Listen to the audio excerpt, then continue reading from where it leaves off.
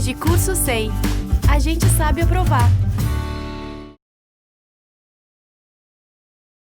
Olá novamente, estamos aqui mais uma vez no nosso espaço. Hoje a gente vai falar de permutação, fazer alguns exercícios de fixação.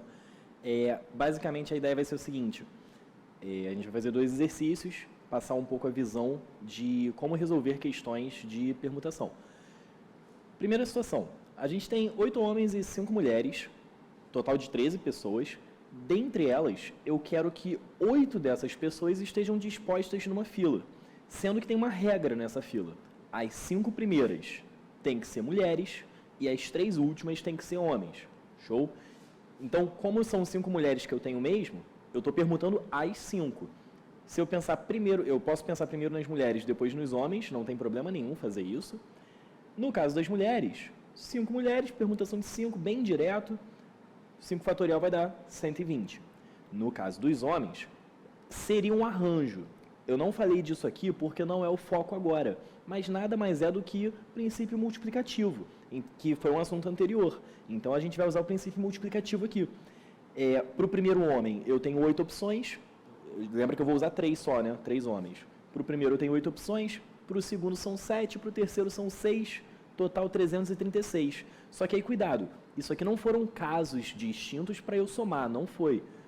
Continuam sendo decisões em sequência. Eu só separei primeiro as mulheres e em seguida os homens, tudo bem? Então, o meu total vai ser os 120 das mulheres vezes os 336 dos homens, totalizando 40.320. Imagina contar isso na mão, não rola. É muito melhor você ter um método de multiplicação para chegar no resultado correto, beleza?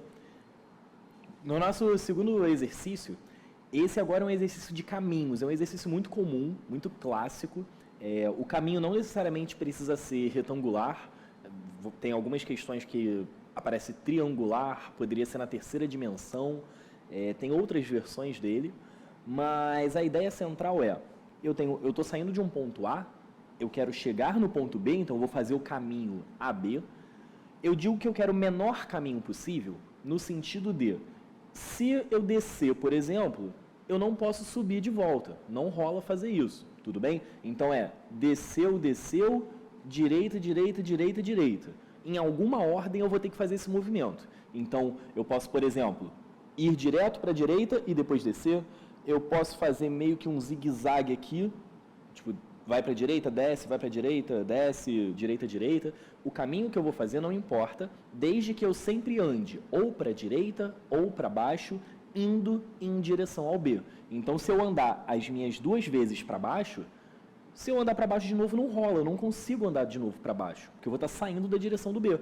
Então, necessariamente, quando a gente para analisar isso, eu vou ter 2 andadas para baixo e 2 andadas para a direita, totalizando 6 passos, certo?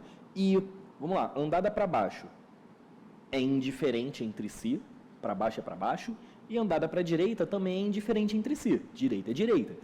Na prática, o que antes era uma questão geométrica, uma questão de caminhos, vira uma questão de permutação com repetição. Eu tenho 2 letras B, significando baixo, e 4 letras D, significando direita. Então, eu vou ter uma permutação de 6, com repetições de 2 e de 4. A gente já sabe resolver isso, que é o total fatorial dividido pelas repetições fatorial.